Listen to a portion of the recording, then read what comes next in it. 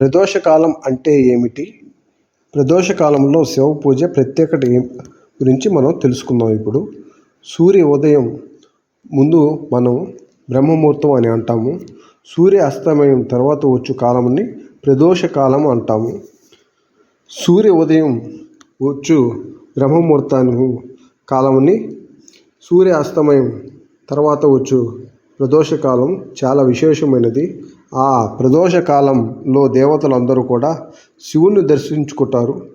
శివుని సాయంకాలం సమయంలో కైలాస పర్వతంలో ఉమాదేవితో కలిసి శివతాండం చేస్తాడు. ఆ శివతాండం చూడడానికి దేవతలందరూ కూడా అక్కడికి వెళతారు. అందువల్ల ఈ సాయంకాలం పూట ఏ గుడిలో కూడా దేవతలు ఉండరు, అందరూ శివుని దగ్గర ఉంటారు. కాబట్టి మన శివాలయంలోకి వచ్చి దండం పెట్టుకుంటే అందరినీ కూడా, అన్ని దేవతల్ని దండం పెట్టుకున్నట్టు మనం